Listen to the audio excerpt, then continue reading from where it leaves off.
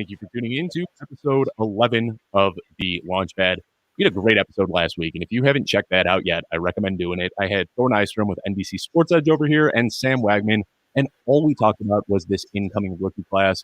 We got really deep talking about some pretty polarizing players, so I highly, highly recommend checking that out. And today, I'm joined with Josh Larky and Alex Caruso, and we are going to be talking about smashes and passes at their current ADP. So this guy, Josh, you've probably seen him all over Twitter. Josh has been blowing up over at Roto Underworld, doing awesome things in the industry and the community. But Josh, why don't you go ahead, introduce yourself, let everyone know where they can find you on Twitter and what you are working on right now. What's up, everyone? I'm Josh Larky at JLarkyTweets on Twitter. And right now I am super busy. You might have noticed I haven't podcasted much. I haven't guested on many podcasts. Was kind of keeping the door open with this one. Right now I am in full cram mode before the season starts.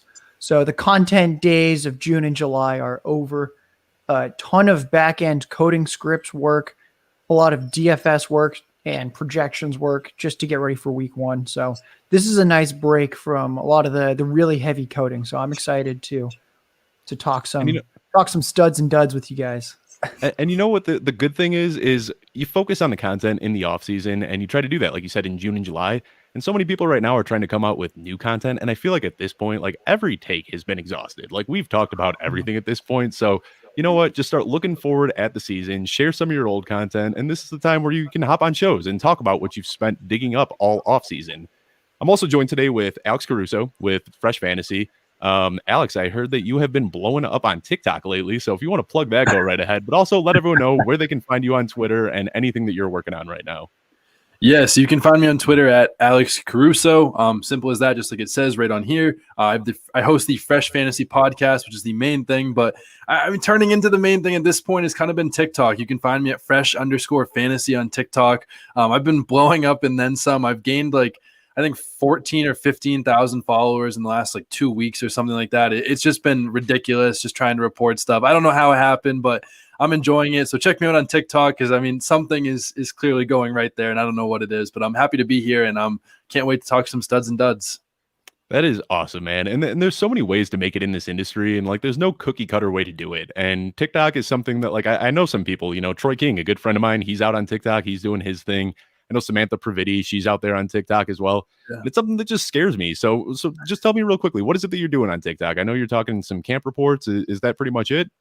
No, not at all. So every single day I post a normal video, whether it's guys I'm targeting, guys I like, I don't like. I'm doing a dream draft for all 12 picks in PPR formats. I'm doing, my best picks of each round, worst picks of each round. I'm always talking about a lot of stuff we talk about on Twitter, podcasts, talking about why I like guys, why I don't like guys. But every night as well with training camp going on, I always give people the 4 biggest nuggets of training camp news that day. So I talk about those in the night video, and then every day I do some kind of video, kind of like we're talking about today, some studs, duds, whatever it is. But it's been blowing up, and I've been really enjoying getting to interact with people on TikTok. Awesome, man. Well, congratulations. This industry is all about just finding that role as a disruptor, and it sounds like you are doing that in TikTok. So way to go. But without further ado, we've got a lot to cover on today's shows. And I want to start off with the guys that are fool's gold, the guys that are a little bit overvalued at their current ADP. So Josh, let's start off with you here. Who is the one guy that is just jumping out to you that you want nothing to do with where they're currently getting drafted? So I'm going to come out firing.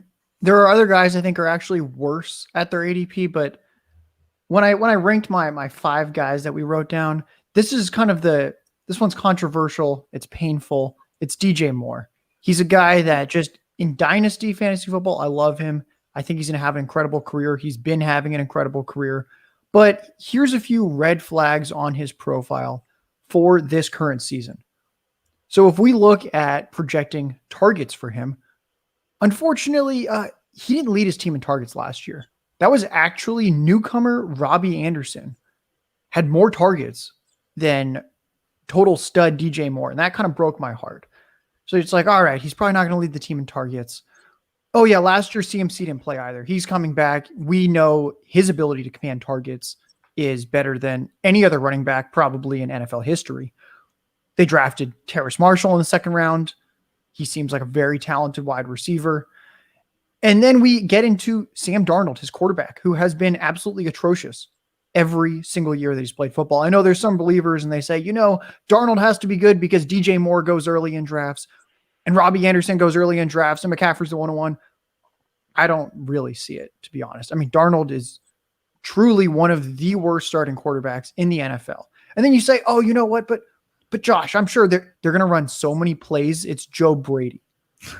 Okay. Last year, they were one of the slowest offenses in terms of pace of play last year. And then you might say, oh, no, it's okay, though. But Joe Brady was catering to Teddy Bridgewater, who's slow as molasses, which is true. Teddy Bridgewater is slow as molasses. Do you want to know which other quarterback the last 3 years has been an absolute sloth in pace of play? Sam Darnold. What are we doing here with DJ Moore? So it's painful. He's a player I love watching, but there is just red flag stacked on red flag. And I don't think that he's just like this total bust where he's going to have a bad season and wreck your team. I just think there's so many more players in his range slightly after him that have a significantly higher ceiling. And I just don't see any world where you go, I won my league this year because of DJ Moore. Yeah, I couldn't agree with you more. And, I'm somebody who has no problem going against the consensus. And I've purposely I've been quietly fading DJ Moore because I've already caused enough riffles by, talking about DK Metcalf and some other of the Twitter darlings that I'm fading a little bit. But I couldn't agree with you more. I mean, right now, what his ADP is commanding and what this team is expected to do, I struggle a lot.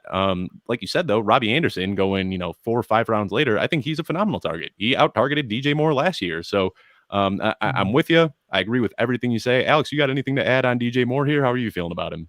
It hurts because I love DJ Moore. I wanted to love DJ Moore last year, but I think you made nothing but great points. Like you said, you're not going to win your league with DJ Moore, and I think he's a solid role player. But again, I'm trying to win leagues when you're playing against at least 9, 11, or 15 guys. I'm here to win. I'm not here to draft my next guy when he doesn't have much of a ceiling. I'm here to draft guys that are going to legitimately lead me to a championship. Yep. And it's tough to fade a guy like DJ Moore because he's just a dog. The way he plays, he's so much fun to watch. He's a fan favorite, but you got to look at the situation, and it might not be that great for him in fantasy this year.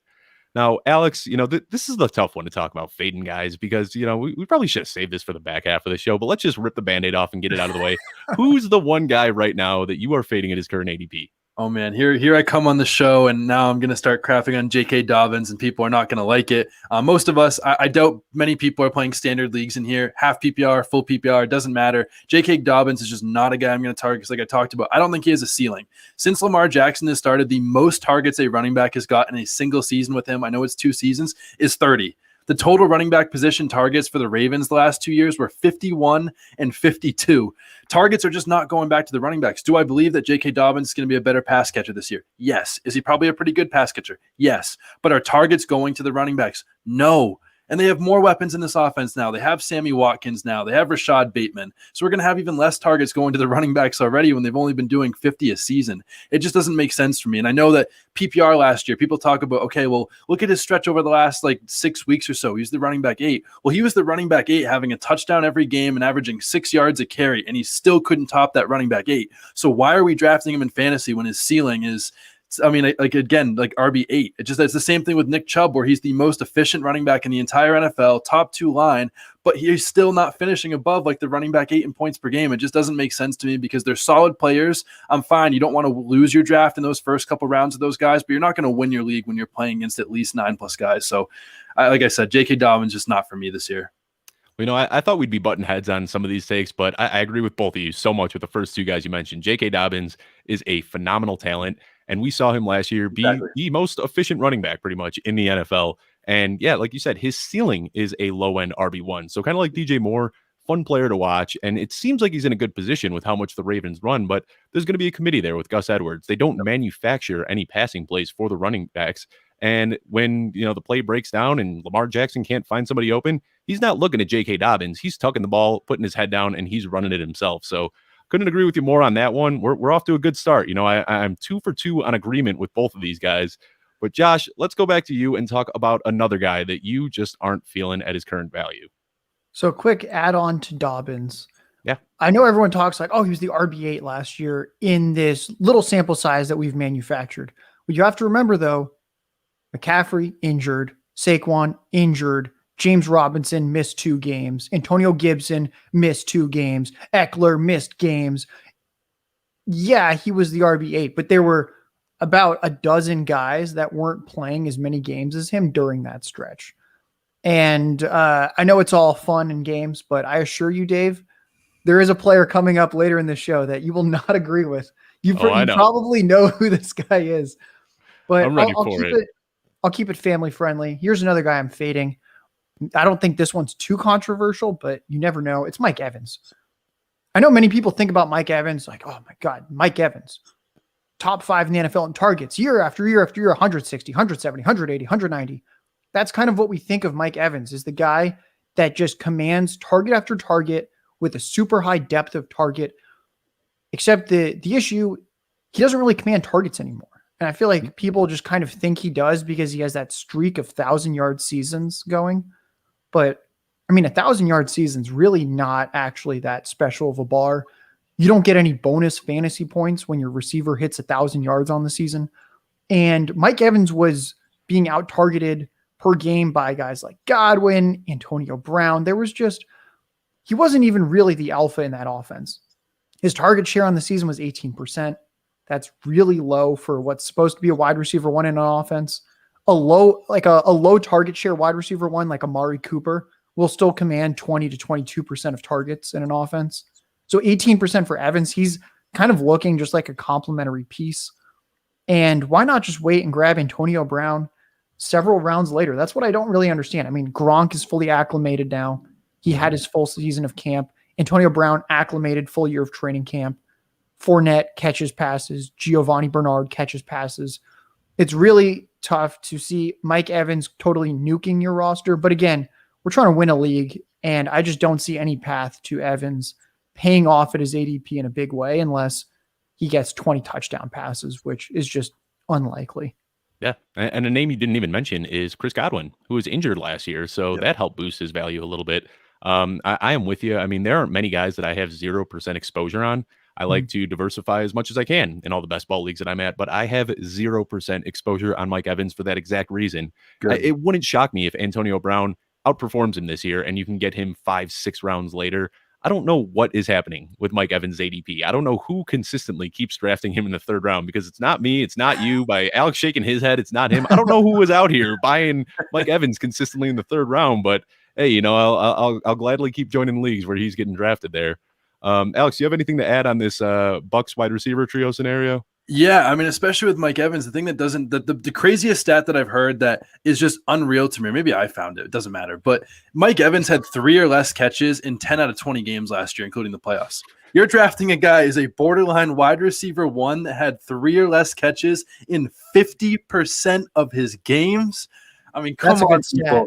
I get it. I get it. He's had, 6 straight 1,000-yard seasons. But, don't forget, O.J. Howard's coming back. They added Gio Bernard. He has just as much competition as humanly possible. And Antonio Brown signed and played after less than 2 weeks last year. And now he has a full offseason. And by all reports, he's lighting up camp. And he seems to be in a good place. And Chris Godwin, like you said, he was hurt last year. He had a broken finger. And man, I don't get it. I don't get it with Mike Evans. I will also have 0%. I like to diversify and at least, test out the waters with every single player. But Mike Evans is the guy that I don't like that. I don't like that flavor at all. Yep, I'm with you guys. Hopefully we can find some disagreement here, because that's what makes for a good show. And right now we have just been in, resounding agreement on every guy we've talked about. All right, Alex, lay it on us. Who is the next guy that you're fading at his ADP? Yeah, so this is probably one that there might be a little bit of disagreement, because this is one that I get ripped apart from on TikTok all the time, because I just think the argument's fair, but it's Amari Cooper for me. And I love Amari Cooper, the talent. I'm not fading it. You guys are shaking your head. But there's one argument to me that I keep seeing over and over that just really makes me buy in. And Amari Cooper in his 6 seasons in the NFL has had points per game finishes of 30, 47, 22, 21, 14, and 22. He's being drafted right now as the wide receiver 13 in consensus rankings. He's like the 11 or 12, I think, in best ball. And his highest points per game finished ever is wide receiver 14. I don't get it. For me, this is the most crowded offense he's ever played in, where CeeDee Lamb's still ascending. I think Michael Gallup is still ascending. Zeke and Pollard Pollard aren't going anywhere. They're having Blake Jarwin back, who I think is even better than Dalton Schultz. They're going to throw the ball a lot. I think Amari Cooper is still going to be a great player, and he's still probably going to finish as a top 20 fantasy receiver. I just think because of this offense, he's going to be too inconsistent. And the last thing I'll say is I think Dr. David Chow put out a video the other day on Amari Cooper and his ankle, and he was basically saying that with his injury, I don't understand all the medical stuff, but he's like, Amari Cooper is just not going to be playing at 100% this year, much if at all. And so he's going to be struggling all year. And then we keep seeing CeeDee Lamb's ascending and Michael Gallup is doing great. I just think there's going to be too much competition. He's probably going to finish inside the top 20, but I'm avoiding him because of the inconsistency and how crowded that is, as well as he has a great role and a high target share, like Josh mentioned. You know, I think you make a lot of good points there, and I've really been beating the drum for Amari Cooper, and some people have made some really good points that have kind of forced me to look inward and, you know, develop this take a little bit more recently. And, you know, it's funny that you bring up Amari Cooper because I read a tweet right before we started the show, less than an hour before we aired. Taylor Cornell tweeted out, Michael Crabtree, Devontae Parker, and Marvin Jones have the same number of wide receiver 1 seasons as Amari Cooper. Oof. 1. That's kind of brutal when you look at it that way. And I get it. You know, he was the wide receiver 14 last year with Andy Dalton playing the majority of the season. So you've got to expect it to improve a little bit, but you make good points with CeeDee Lamb, Blake Jarwin, even Zeke seeing more catches out of the backfield, CeeDee Lamb going up. You know, there are going to be a lot of there's going to be a lot of fighting for targets in that offense. So, you know, I've been pretty bullish on Amari Cooper, but I think I might have to start cooling my jets just a little bit. Josh, what do you have to add? Because I saw you shaking your head no here. Yeah, I like Amari Cooper. So he's a tough one. I'm still working on some research that I'll have to just kind of continue into next offseason. But essentially, points per game is going to underrate a wide receiver like Cooper because he's inconsistent. And that the more I've researched, the more it seems like in some ways you want inconsistency. And that if your wide receiver is usually crushing it, and that when he doesn't do well, he just tanks your team, that the points per game isn't going to look very good. But let's just say that Amari Cooper has 2/3 of his games, he has 20 fantasy points. And then the other games, he's getting you like 2, 3, 4 fantasy points. In a managed season-long league, you very likely won 2/3 of your matchups and are in the playoffs. Because when Amari Cooper hits, he hits so big. So it's one thing that I'm working on, trying to figure out at what point is he too volatile and he can just totally tank your team come playoffs time. And at what point is it okay that, you know what, yes, he's volatile, maybe he tanks me in the playoffs, but this is the kind of player that's probably going to get me to the playoffs because of his big spike week. So it's still in progress, but that is why I'm not out on Cooper, even though his points per game doesn't look good, because I agree. It's a tough case to make when he just hasn't actually done it for a full season yet. Yeah, that's a great point that you make about the, you know, people are scared of volatility, and it's something that I will welcome, because if you've got multiple volatile players on your team, you got to assume that they're going to balance each other out throughout the course of a whole season. And I have a feeling that one of you is going to bring him up a little bit later when we're talking about the undervalued guys, but Tyler Lockett, for that reason, is one of my favorite targets this year. And I see you guys nodding. I'm sure we'll talk about him in a little bit, but for now, let's keep talking about the overvalued guys. And let's go back to you, Josh. Who's the next guy that you've got that you are fading at his current ADP? So this one I think can be more controversial. I actually brought this up on a podcast a couple weeks ago and just totally shocked my co-hosts. So here it is. I'm fading Noah Fant. And you might say, but Josh, don't you know that you work for playerprofiler.com and you're fading a 99th percentile athlete at the tight end position, where athletes are the ones who are difference makers? And yes, Noah Fant is possibly the best athlete at the tight end position. I'm not going to debate that, but pretty much everything else is not in his favor. Let's look at the target pecking order. There's Cortland Sutton, Jerry Jeudy, and then probably Noah Fant. You might say, oh, Sutton, I don't know. Is he fully healthy? He looks pretty healthy to me. From what I've read, he's going to be just fine. The beat reporters are saying that he's making plays, and we've seen him in the alpha wide receiver role. We saw Jeudy have a ton of targets, a ton of air yards, and was the focal point of the offense last year. We haven't really seen Noah Fant do that yet. So I have to assume at first glance that he's below both Sutton and Jeudy on the pecking order. You don't really get difference-making tight end seasons when the guy is third on the pecking order. And then we also look at what the team is actually doing on draft day. They passed on Justin Fields in the first round. Mm-hmm. I think that's pretty egregious. Then in the second round, they traded up for a running back in Javonte Williams, which you shouldn't really do that either. especially in the modern NFL. What that tells me is Denver wants to be a run-first team. You are not a pass-first team when you pass on what looks like an elite prospect at the quarterback position to then trade up for a running back. Drew Lock, Teddy Bridgewater, are these really the guys that we want to count on in a run-first offense that's probably going to be low pass volume to support Noah Fant in a difference-making role? I'd rather just grab a tight end at the very end of my draft and know that he's going to be within a couple points per game of Fant, or just after Fant, you can grab Logan Thomas, who kind of showed us last year he can be a difference maker. And I mean, the sky's the limit with these late bloomers. We saw what happened with Darren Waller. Mm-hmm. These guys that learn tight end overnight, it turns out if they're good in year one, they have the potential to be much better in year two. So with Noah Fant, there's no difference making upside. He's not going to hurt your roster. He's probably going to get you 600 receiving yards, but is the actual difference making 900,000 receiving yard season in his range of outcomes? I don't see it. Yeah, I agree with you. And that's another one that is a tough pill to swallow, because Noah Fant, when you look at the player, when you look at the highlights, when you look at what he does, he is such a fun player to watch. But that head coach is Vic Fangio, who has been a defensive coordinator his entire career. And you see through the draft, you see through free agency, this team wants to build from the defensive end and they want to run the ball. So I'm with you. And even somebody, I've been beating the drum for Courtland Sutton all season. And I'm even starting to get a little worried for him, because if him and Judy are getting, a pretty even target share across the board, that really limits his upside. So now we're talking about the guys beneath both of them on the depth chart, and Noah Fant.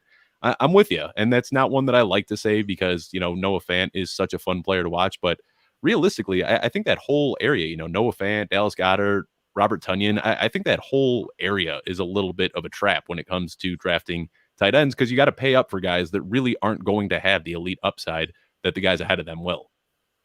Yeah. Alex, you got anything you want to add with Noah Fant here? Yeah, I mean, I don't think that the narrative that they're as run heavy as they are is completely fair. I mean, this is a team that was still 19th in pass attempts last year in the NFL, and that's when they didn't have what should be a better Drew Lock or Teddy Bridgewater. I mean, I don't think any of those are great options. It's so hard because Josh made nothing but great points, but I've seen some good threads on Noah Fant. I don't think they're as run heavy as people make them out to be, but I mean, when a guy is probably the third option in a passing game as a tight end, I'd rather just take a shot on Logan Thomas, or dare I say Robert Tonyan, or someone like that that's just going to get more targets. So I have a hard time there, and I really like Noah Fant, the player, and I want him to succeed so badly. I just don't think the situation is right. Yep. So who do you got? We've still got a little bit of time to keep talking about these overrated guys, and who's your next one, Alex? Well, my next one is Josh Jacobs, and I think that there's, a lot of people out there that are saying his price is fair, and he's the RB 21 or so right now. So take a shot on Josh Jacobs, fine. Go do it. But for me, I just can't do it. I mean, this is still a team that had a really good offensive line the last couple of years, and they lost 3 out of their 5 starters last year. I know they replaced him with Alex Leatherwood, but I mean, this guy had less than 10 points in almost 40% of his fantasy games last year. I mean, they still added Kenyon Drake, and they still have Theo Riddick and Jalen Richard, which I think is important. And the thing I don't like about Josh Jacobs the most is, you can call this a small sample size if you want, but he's played 28 games in his career, and 17 of his 19 career touchdowns have come in wins. And this is a team that's not going to win a lot of games. And he has 2 career touchdowns in 28 games when they've lost, which is just that scares me, because I don't think this team is very good. I don't think they're going to get much better, especially with the offseason that they have. Unless Brian Edwards is Terrell Owens or Randy Moss, like they're making him out to be, then I think this team's just not going to win a lot of games. And Josh Jacobs just doesn't really play well in those wins. And I know people don't like Kenyon Drake after he burned them last year, but I still think he's going to play more of a role than Devontae Booker last year did. And Theo Riddick and Jalen Richard are still there. I don't trust this team and this coaching staff to get Josh Jacobs enough touches. I absolutely love the talent, but the touches are just not it. Well, so we're getting a little bit spicy now as we get farther into the show. We took the chalky takes off the top that we all agreed on, and Josh Jacobs is a guy that, originally when he was getting drafted in the late 2nd, early 3rd round, and then Kenyon Drake came there, I thought that it was ludicrous to draft him there, but now getting drafted in like the late 5th, early 6th round, I feel like there's some value there. He might not have elite upside. His range of outcomes probably doesn't even put him as a low-end RB1. But if you can get a guy that's going to be, a somewhat consistent RB2 in the 5th or 6th round, I feel like there's some value there. And I get that his upside isn't going to be the same, and he's going to have some weekly volatility. But Jacobs is a guy that I don't currently hate at his ADP. But Josh, what do you think? I actually don't. I have no idea what your Josh Jacobs take is, and I know he's one of the most polarizing players out there. So I'd love to hear what you've got to say about Jacobs. I don't have a lot of Jacobs. I don't really dislike him outwardly or anything at his ADP. I just haven't found myself drafting him because I'll save a name that goes in a similar area to him, who's one of my top studs that I'll just always take over him. I just don't see the upside with Jacobs. The only place I really see him I know fitting who you're in going to is go with there. I think I know you good enough to know who you're taking instead of Jacobs with a little bit more upside in that same range. Yeah. But once we get to it later in the show, I'll let you know if I'm right or not. Yeah, I just feel like Jacobs' place in my portfolio of drafts is kind of best ball exclusive, where you don't have access to a waiver wire, because I do think Jacobs will be their starting running back the whole year. It just seems like if you're in a managed league, think about all the running backs that are going to be available on the waiver wire. There's going to be several throughout the year with more upside per game than Jacobs. So that's why I'd rather just take another higher upside running back or just wait on running back and grab a receiver or an elite quarterback in that range. I like it. So let's go. Let's each do one more overvalued guy, and then we'll start getting into the values that are going to help you win your league. So Josh, who's the last guy that you want to talk about that you think is a little overhyped right now? So I'll say my fifth guy. I won't actually explain him because we won't have time for him, but it's Nick Chubb. I decided I'll push him off to the side because Alex made a really good point with Dobbins. Mm-hmm. Same Basically story. The same guy on a different team. Slightly better role around earlier, but not much better role. Yeah, no upside. I just did the Draft Sharks Invitational, and something happened. My internet crapped out on me, and I auto-picked Nick Chubb in the second round, and I can't believe it. I mean, just completely nuked my team right off the bat. It's the most disgusting roster I've seen. But sorry, Josh, go ahead. That is brutal. It reminds me of I don't even know how this happened, but in one of it was like a pretty expensive best ball league last year. Somehow I went to sleep with it, and I thought it was a 6-hour draft clock. It was a 2-hour clock. And I woke up and I took Raheem Mostert in the 4th round. Oh my God. And I was like, what the hell is like, where did this come from? This is super flex tight end premium, and I got Nick Chubb in the 2nd round. Yeah. It's just absolutely awful. So my last kind of dud, it's Aaron Rodgers. What you're getting with Aaron Rodgers. Oh, I see Dave's perking up. This is good. So with Aaron Rodgers, he was insane last year because he had a 9% touchdown rate, about 50% above his career average. He had that kind of touchdown rate one other season in 2011 when he was the MVP and threw way too many touchdowns on not a lot of pass volume. And what the touchdown rate last year kind of hides is that this wasn't a particularly fast-paced, high-volume pass attack. This was kind of a slow team. I mean, they won a lot of games. Their defense is solid. They play in Lambeau, where it's very weather affected. So a lot of just clunker-type games with the game script and pace. So you're paying up for a low-volume quarterback with no mobility and crossing your fingers for another bananas touchdown rate.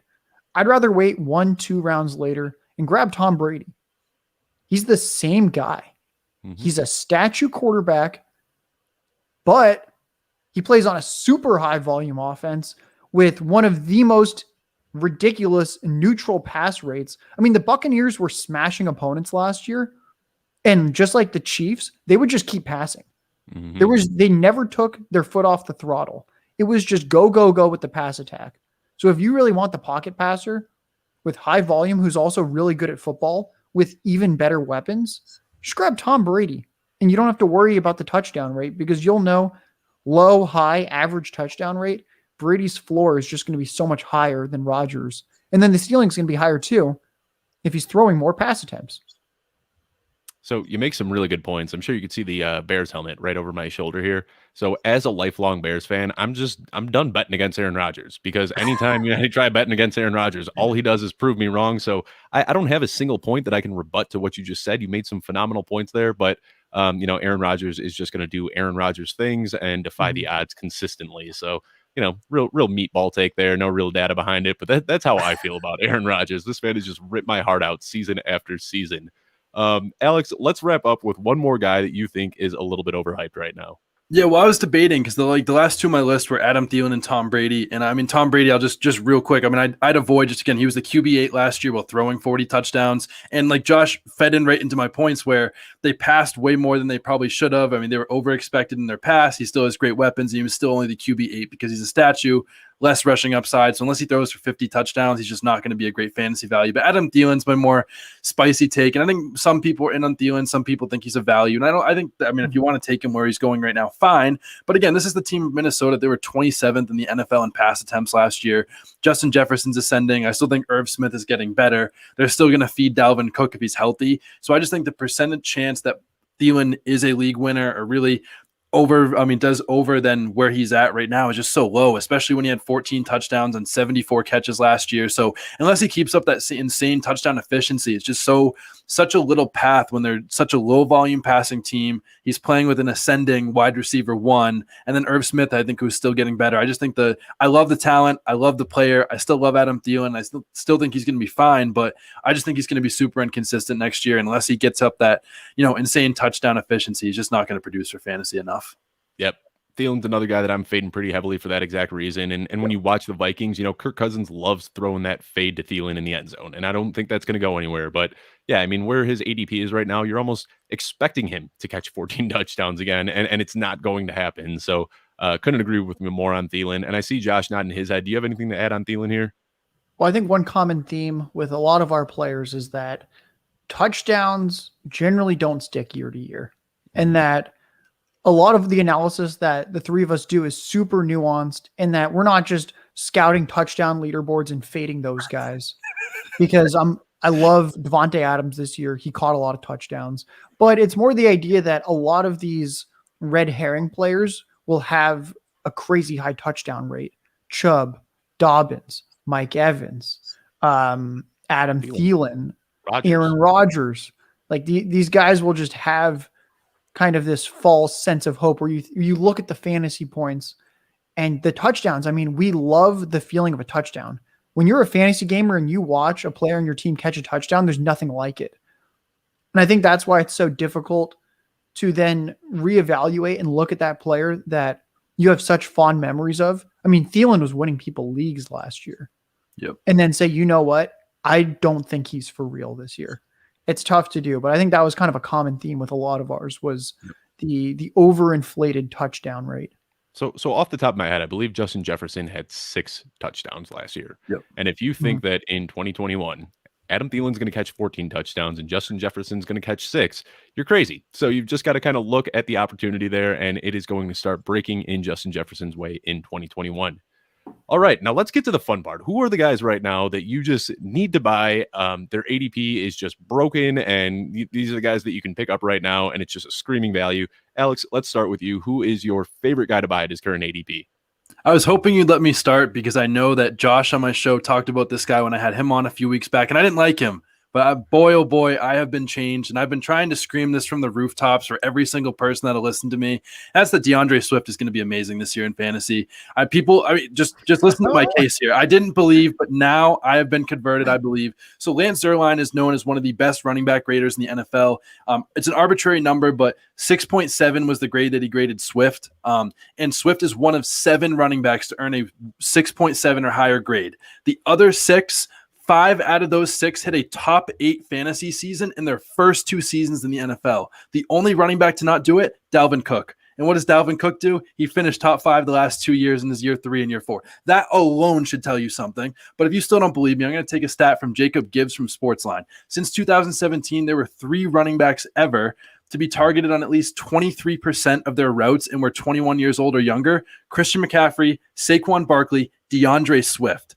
Barkley, CMC, finishes the RB1 overall in that season. Another stat I saw that Christian McCaffrey averages 10 targets and losses and 6 in wins. And I think that benefits Swift greatly because they're going to be playing on a team that's going to be behind a lot and it's going to help feature him. And if you don't believe me, please DM me on Twitter. I have 2 great threads from Ron Stewart and DF Bean Counter. I took some stuff from them. Those guys are geniuses. I'm all in on DeAndre Swift. The last thing I'll say is, again, the 2 worst teams in touchdowns for the people that want to go after the touchdown narrative last year in the NFL were the 2 New York teams. They averaged 1.6 touchdowns a game, which is 27 total offensive touchdowns. Who's going to score them if it's not DeAndre Swift? I mean, he's going to get a portion of those touchdowns. I'm all in on DeAndre Swift. And for the people that, the hot hand approach and the 1-2 punch, I mean, again, look at Anthony Lynn, look at Dan Campbell and where they came from in those systems. They excelled with pass catching backs. Albert Breer came out with a report that said DeAndre Swift is going to be the bell cow. Deuce Staley said that we're going to get our star 25 plus touches a game, their running backs coach. And Dan Campbell, the last thing I'll say, I promise, the other day said that Swift is going to be a really special player in this league. I'm all in on DeAndre Swift. I'm telling people now, if his groin, which is a little tight right now, gets fixed, this guy is going to break fantasy football. I'm so sure of it. So I don't know if you know this. I'll give you a quick history lesson on Josh and I. The first time we ever connected on a show was on an episode of Codebreaker, where I was taking an anti-DeAndre Swift stance. Josh was taking a pro-DeAndre Swift stance. We had this great debate about it. And at that time, I can't remember when we recorded this. It was months ago. But at that time, DeAndre Swift was getting drafted in the the high second round. Yeah, he was a second rounder then. And since then, and at the time, I wasn't really on board with his ADP at the time, just given the question marks surrounding the Lions. But now getting drafted in the late 3rd round, I couldn't agree with you more. I mean, it's an incredible value for a pass catching back. So, Josh, a very different tune than I was singing a couple months ago when we were on that show together. But, like Matt Kelly says, you don't hate players, you hate ADPs. And I wasn't crazy about his ADP at the time, but now going as a 34th guy off the board, loving me some DeAndre Swift as well. Josh, I'm sure you can add a bunch of things to corroborate Alex here. I know DeAndre Swift's one of your guy. What do you have to add? I'll just add something quick, which is a lot of the research this summer that people hear on podcasts or read about is the running back dead zone, where round 3 through 6 running backs in fantasy, some birdie is whispering in their ear during the season and letting them know that they're in the dead zone, so then they don't perform well. And I did a big podcast on this because I just had to know what was going on there, because it doesn't really make sense that a round 3 through 6 running back just never does well. And it turns out a few of them do well, most don't. And the reason most don't is that usually the guys going in that range are kind of like the starter by name only, like a Mike Davis, where, yeah, we don't really think of him as a starting running back, but like right now he's technically the starter. They're really old, again, like a Mike Davis. So some of these guys are super old. Last year, it was like Gurley, James Conner, David Johnson, were some of these guys that were just really getting up there in age, the more injury risk, things like that. And oftentimes they're just not a pass catcher. So these dead zone guys will be like a J.K. Dobbins, where they go round 3 because they just don't catch passes. And DeAndre Swift, he's young, he's explosive, he's not the starter in name only. This is the starter. He's a 2nd round pick. And he's going to be top 5 in the NFL in running back targets. So he's basically anti everything that's in the dead zone. So Alex said it well. So that's my little spiel to add on. So I'll check him off the list. He was my number 4 stud. So we're done with Swift. You had him there. And that's why Alex wanted to start, of course, so he can beat you to the punch on DeAndre Swift, because we knew both of you guys were going to talk about it. But who's your other guy right now that you think is a great value at his ADP? So you actually alluded to him. I put him number 1 because I have just been pounding the table for this receiver for, I think, 3.5 months. I think 3.5 months ago is when I did my first round of projections and was like, holy cow, this guy is jumping off the page. It's Tyler Lockett. Tyler Lockett is extremely athletic. He has a very diverse route tree. He doesn't drop a lot of passes. He's basically everything that you want in a starting wide receiver. Last year, he had 100 receptions. Usually, people cheer for that. For some reason, because Tyler Lockett was volatile, people hated him. As it turns out, if you just look at the data, generally, those types of seasons don't last till the next year. And that when you have a high target share and a good offense, you're generally pretty consistent. And I'll give an example that way people can understand, because you might say, no, but Josh, hold on. Tyler Lockett was so ridiculously inconsistent. There's never been a turnaround like that. Now, let me point you to one Will Fuller. Remember how you never started Will Fuller in fantasy? You couldn't start him because he was going to blow your week, except for the 2 weeks each year he crushed it. And then what happened last year? He was really damn consistent, because it turns out that when you're getting a healthy target share, this type of stuff just doesn't last. That's what I think is going to happen with Tyler Lockett, because the math generally supports that. He has a chance to be the wide receiver 1 in all of fantasy football. He has a target share that was last year. It was very similar to guys like Calvin Ridley. Justin Jefferson's target share wasn't even that much higher. Russell Wilson is, one of the best quarterbacks in the NFL. And he throws an incredible deep ball. It's why Tyler Lockett, even though he's small, is averaging 9 touchdowns a season the last 3 years. And they fired their offensive coordinator and brought in Shane Waldron from the Rams, who, one thing I know is he's not going to run the ball as often as they previously did, or else why would they fire their OC? Also, just like with the Broncos, where I said, look at what the team did. Look at the draft. Look at their signings. Look at the Seahawks. They re-signed aging back Chris Carson. And their second running back on the roster is Rashad Penny, who's also aging and has struggled to stay healthy. Then on the passing side, second round pick, they go Dwayne Eskridge, a wide receiver. Who's their big signing in free agency? Gerald Everett, who is purely a pass-catching tight end. This is a team that looks like they want to pass the ball more. And Tyler Lockett had, might be hard for some to believe, more targets than Metcalf last year. Why is he going 1 to 2 rounds later than Metcalf in every format? I'm not quite sure. Would I take Metcalf first? Yes, because it seems like he's still ascending and he's just a freak. But is he that much better than Tyler Lockett that we know we have to take him 2 rounds earlier? No, he's not. So Tyler Lockett is the guy I am most pounding the table for. Man, you are speaking music to my ears. I just came out with this article a couple weeks ago that was saying DK Metcalf might not be as elite as you want him to be. And it caused a huge stir in the fantasy community, and people did not like it. But if you took the time to read the article, it wasn't so much a DK Metcalf hit piece like everyone thought. It was more of a love letter to Tyler Lockett. And just that people are so down on Tyler Lockett. You already called it out. He's got 28 touchdowns in the last 3 years. And when you look at his season finishes, 2020, he was the wide receiver 8. 2019, he was the wide receiver 13. 2018, he was the wide receiver 16. So this guy has been top 16 for the last 3 years, and now he's getting drafted as the 22nd wide receiver off the board. It makes no sense to me. I think that people still kind of have this idea that he's just a downfield burner because that's what he was early in his career. But since Doug Baldwin retired, Tyler Lockett has taken on the Doug Baldwin role. He is an incredibly technical route runner. He's able to get open. He's able to get separation. He gets yards after the catch. He has literally become what Doug Baldwin was a few years ago when Doug Baldwin was a surefire wide receiver 1. So I'm not going to go on and on about Tyler Lockett because I could talk about this guy forever, but I've got him currently ranked as my wide receiver 13 in PPR leagues. I don't know if there's anybody higher than I am on Tyler Lockett, but he's almost a lock to finish as a wide receiver 1, and people are writing him off because of last year's inconsistency. It just blows my mind. Alex, do you have anything to add on Tyler Lockett, or do we want to move on to the next guy that you think is a great value?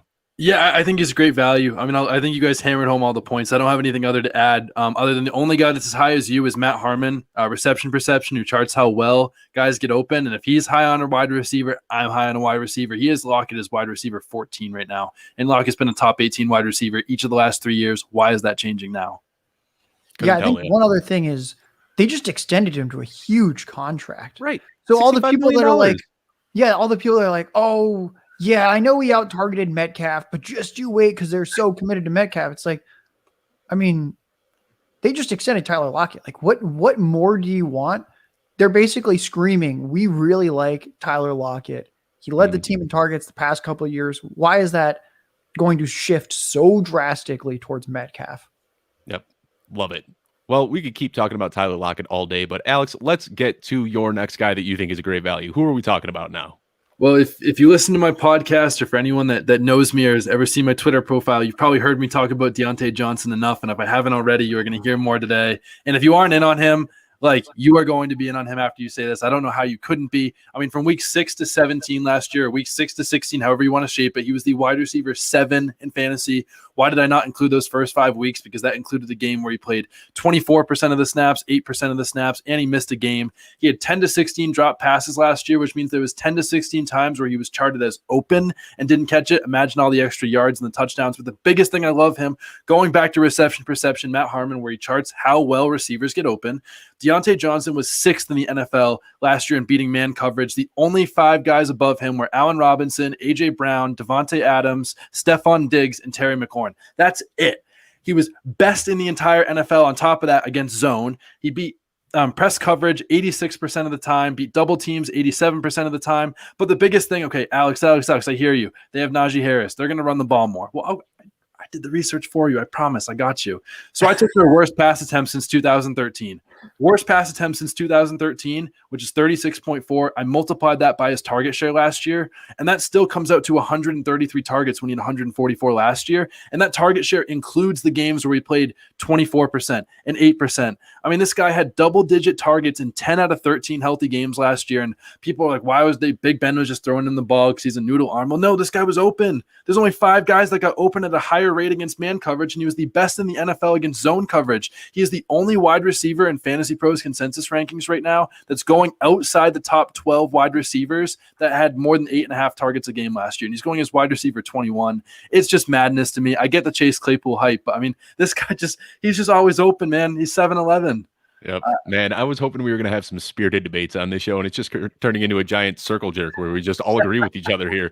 I've got Deontay Johnson as my wide receiver 11 in PPR leagues. And like the 2 guys that you talked about, Deontay Johnson and Tyler Lockett, to start this off with, I've got both of those guys higher than just about any other ranking I've seen. So you guys are just whispering sweet nothings into my ear. I love to hear it. Let's see if we can keep it going. Josh, who do you want to talk about next that you think is a great value? Should we keep it going or should we stop it? Because my number 2, I think, is about to stop it. Let's do it. We're gonna go with that. This is a pretty scary name for Dave to hear because it's also another Lions player. It's TJ Hawkinson. Oh, no. So here we go. Let's have some debate. So with TJ Hawkinson, what I'm buying into is that he was a first-round pick. The team's committed to him. He is really athletic. I know people, for some reason, they're so hung up on his 40 time. And I really think that's only because it's not Noah Fant's 40 time. Hawkinson's a well above average athlete across the board. There's not really any metric where you're going to be like, oh, look at him. He's so slow or he can't move side to side or anything. No, he's a well above average athlete everywhere.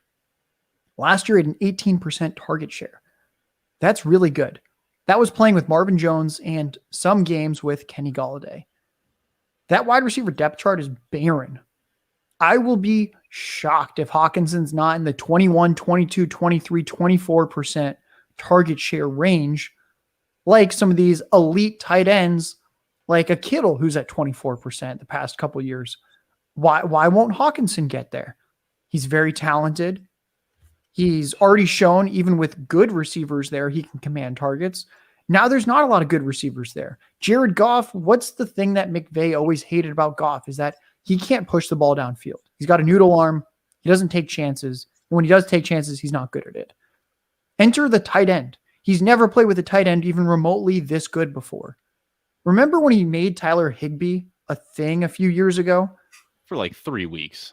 Yeah. I think it was like 5 or 6, but however many weeks it was, we've seen Goff hone in on a tight end because tight ends help mask his inefficiencies as a passer. That's where Hawkinson comes in. And I know the other thing that I was talking about where I was anti-Fant was that Fant, I mean, what is he at best? The third option in the pass game, and then probably the 4th best option overall in the offense behind whoever the running back is.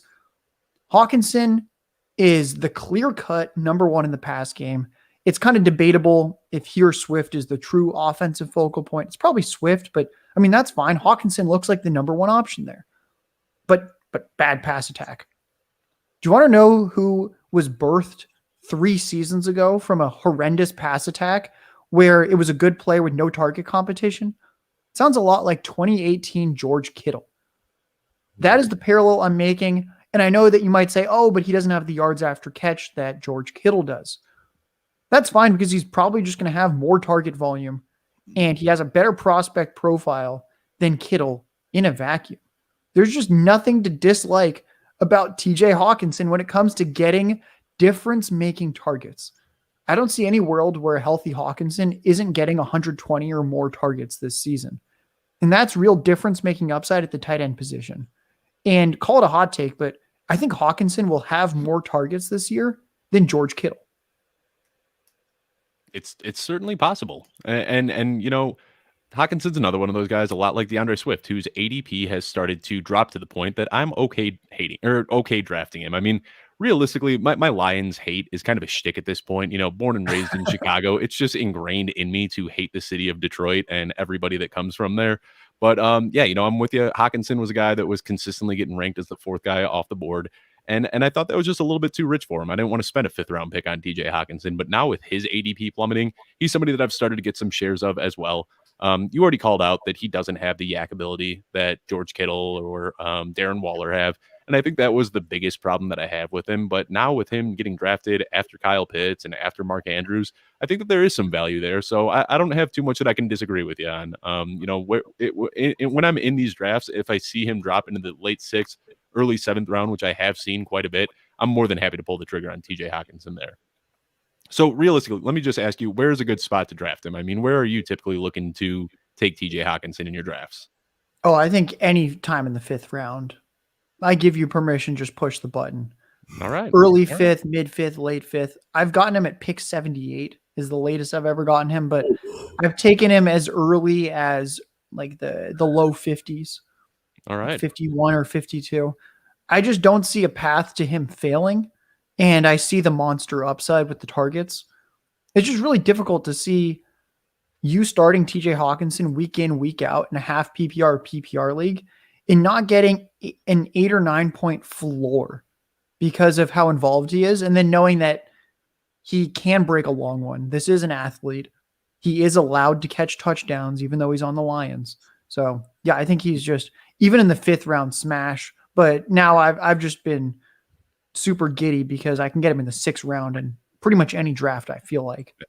And you know, you talk about his floor, and that was kind of the joke that I made is I don't know how immense his upside is just being on this Detroit team. And that was the tweet that kind of blew up and made me the token TJ Hawkinson hater, was when I said, hey, if you like guys that are going to get 4 catches for 45 yards and no touchdowns every week, have I got the guy for you, with the gif of TJ Hawkinson? And that's kind of where it all started for me. But Alex, I don't know if you've got anything to add on TJ Hawkinson, or if we just want to keep rolling with the good values. Yeah, I love him at tight end 4, so I think it's a good value. I don't have anything more to add. All right. Who do you want to talk about next then? Who's the next guy that we're going to be talking about here? Oh man, I feel like it's time to like turn the heat up because I take a lot of heat for this one, but I'm a full believer. And it's Jalen Hurts. I know you can have your bad narratives that he's not a good player. You can have your narratives that he's not a good team, not a good coach. It doesn't matter. It just doesn't matter. I mean, you saw last year he was the QB3 over his 3 full starts last year, passed for over 330 yards, 2 of his 3 starts, 79 rushing yards per game over those 3 starts. But the biggest things that I love about him is this. One, his offensive line will give him way more time this year. Their starting 5 offensive linemen missed a combined 48 games among 5 players last year. It's just ridiculous. But the biggest thing, I'm going to pull it from my guy, Ian Hart. It's in an article I read. This is the best thing I've ever read on Jalen Hurts. And if you don't believe in him, like sorry at this point. So since 2010, there have been 22 instances of a quarterback totaling at least 100 rushing attempts in a single season. That's 4.5 per game. Just 4.5. That's it. That's not that much. 15 of those 22 finished as a top 8 fantasy QB. 19 of those 22, 87% finished as a top 8 fantasy QB in points per game. 19 out of 22 as a fantasy points per game top 8 quarterback. That's it. The only 3 to not do it. 3 people have not done it since 2010. 1, 2012 Tim Tebow, which is probably the last time he played QB in the NFL. 2014 Colin Kaepernick. And then 2020 Cam Newton with that dumpster fire of a team that he had last year.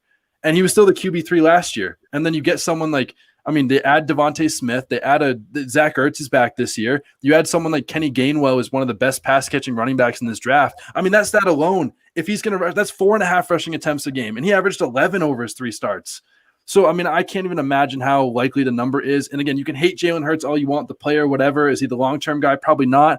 But just as a simple fantasy value, because of rushing alone, Hurts is going to be a guy this year, and I think there's no chance that he doesn't finish as a top 8 QB if he plays all 16 or 17 games.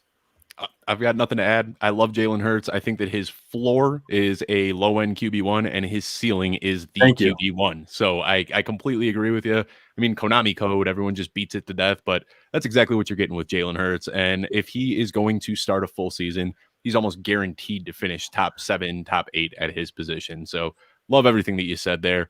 Josh, how do you feel about Jalen Hurts? Is that somebody that you're buying at his ADP or no? Please love him. You can't hate him. So as a real football guy, where the guy has to be good at football to draft him, I'm just kidding. I really like Jalen Hurts. I actually, when I did my projections, he projected better than Dak Prescott. Because, I mean, I would take Dak Prescott first for 2 reasons. One of them, stability. Like, there's no way he's not the Cowboys quarterback this year. So you also know his stacking partners like Lamb and Amari Cooper. Whereas with Hurts, I do think he's going to start this year, but is he on the Eagles? Is he on the Texans? I don't know. There's a little bit of role confusion, so I would not take him over Dak. But, I mean, how do you not project a guy super well when he and Lamar are going to be the only 2 quarterbacks running 10 times a game every time they start? He's going to run more than Kyler Murray. He's going to run more than a Justin Fields, probably more than a Trey Lance. It's really hard to be bad in fantasy when you have 10 rush attempts a game. Yep. So that 100 rush attempts cutoff in many ways even sells Jalen Hurts short because we know that he's going to be running 8 to 12 times a game. Exactly. One of my buddies over at Football Guys, and I don't want to put his name out there because he might not like sharing this, but when he ran his initial projections, he said, I don't know if my projections are wrong, but I've got Jalen Hurts coming out as the QB2 this year. And he tweaked a couple things and changed his rankings. But when he ran his initial projections, Jalen Hurts came out as the overall QB2. And the upside is just almost impossible to ignore when you've got a guy that runs the way that he does. So you look at his sample size from last year and extrapolate that. Granted, it was very small. I mean, the numbers are just outrageous. So I'm with you, man. Love me some Jalen Hurts. Let's go. Now, who's the next guy you want to talk about? Actually, one quick anecdote. So he projected better than Dak.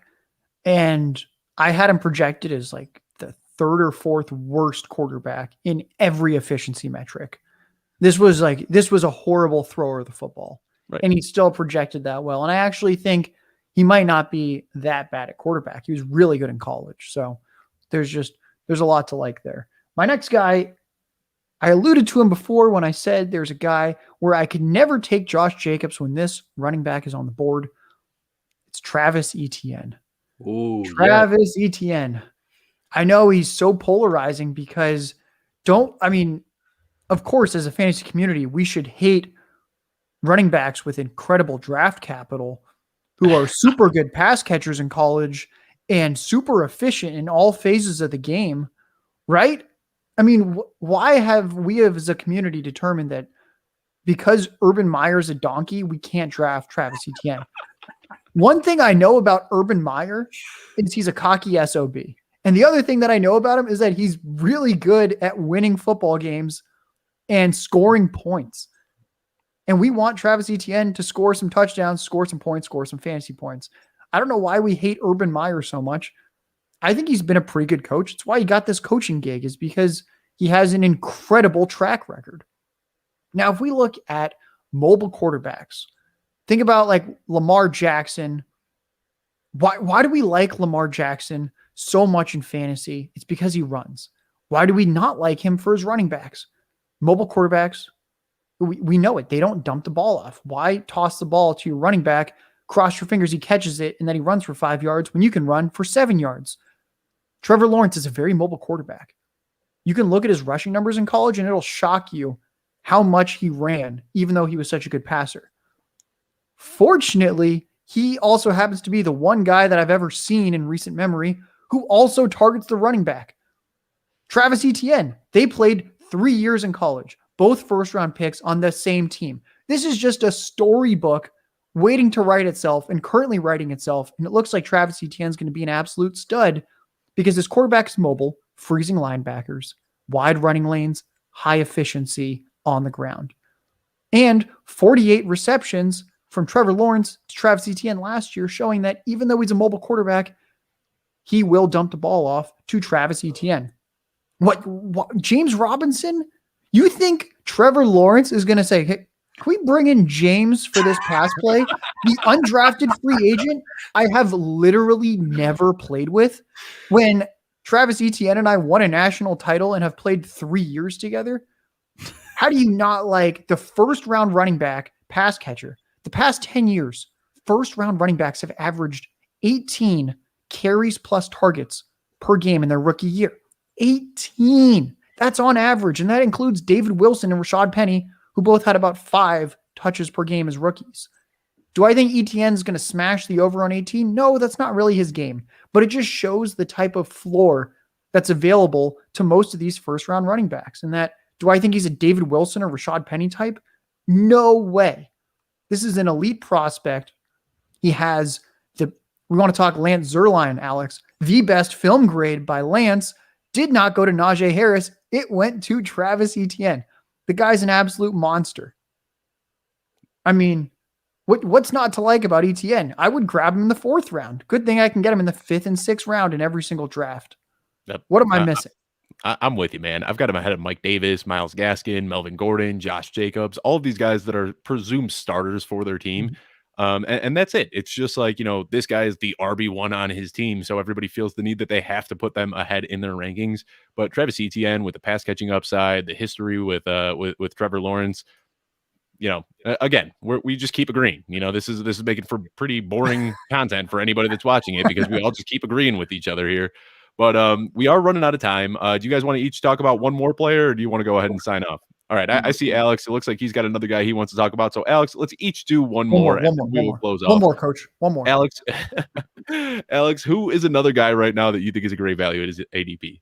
Similar to DeAndre Swift, I've been going back and forth between this player and DeAndre Swift and which guy I love the most in fantasy at the running back position this year. And it's Antonio Gibson. I mean, Antonio Gibson, I'm just all in and then some on Antonio Gibson. I mean, this guy literally had 77 total touches in college, 33 rushing attempts in all of college, and then he comes out and gets 5th in PFF grade out of 47 qualified running backs. Are you joking?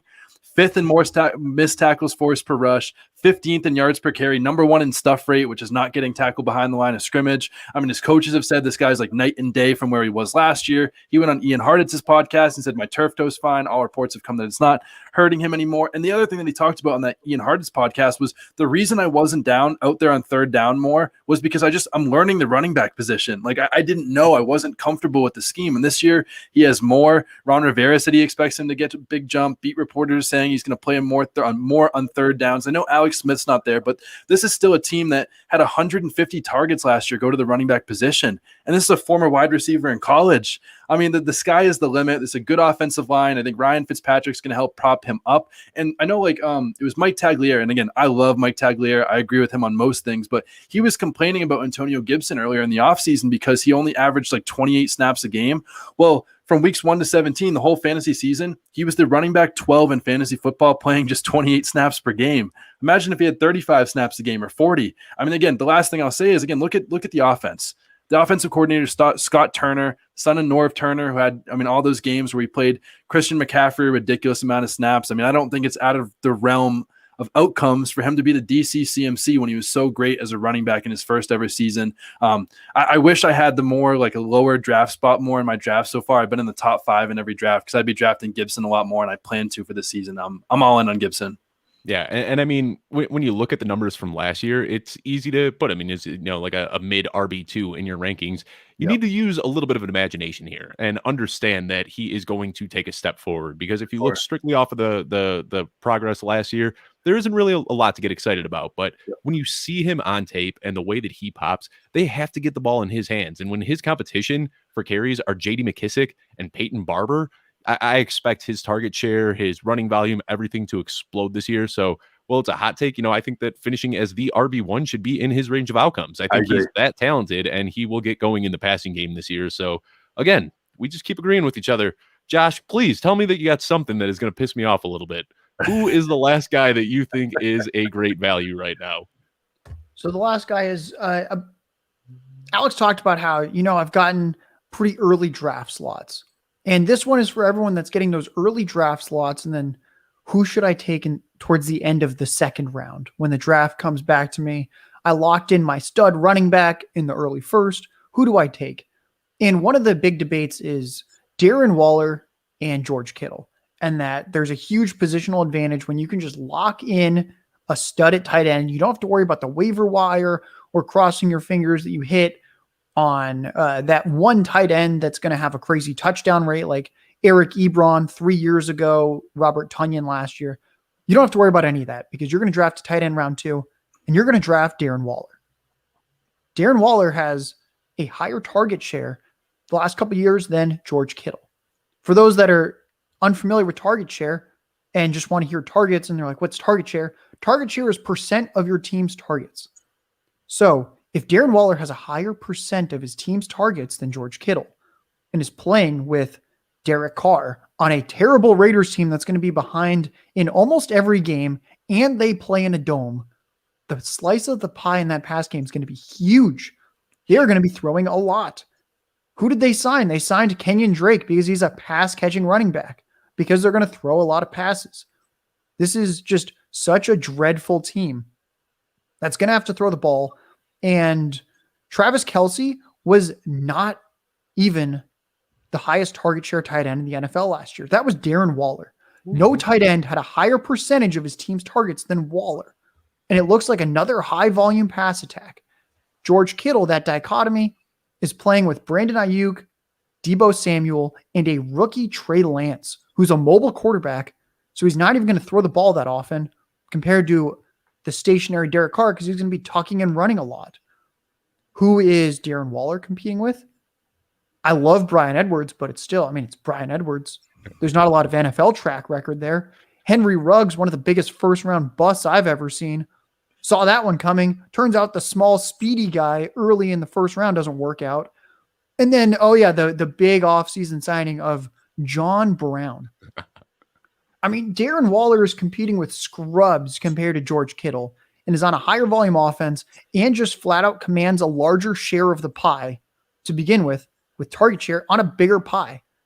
So you basically, if you choose Kittle over Waller, you're saying, I want a medium pizza and give me 3 slices.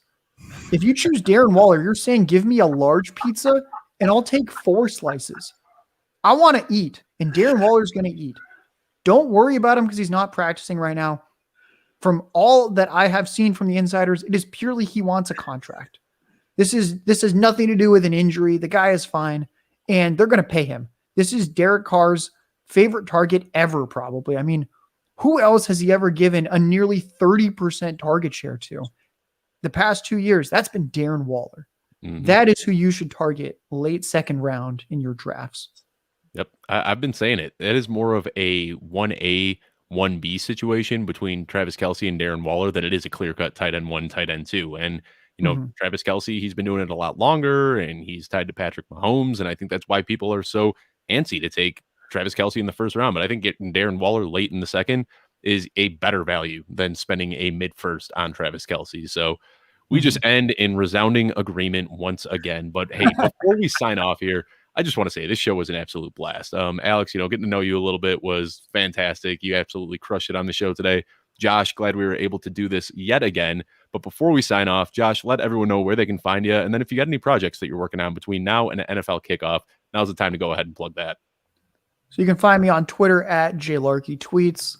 And I'm actually not going to say what projects are going on in terms of what's about to happen. Just follow me on Twitter because, spoiler alert, we're going to have an atom bomb drop next week. So there's a lot of big things that are about to happen. So there's going to be a huge drop next week with Player Profiler that everyone's going to be very excited about. And then a lot of DFS work because we're also rolling out an entirely brand new DFS module that's going to get released right before the season starts because we did really well in DFS last year. We won people some money. So we figured let's invest even more heavily into this operation and into the successful lineups that we were building.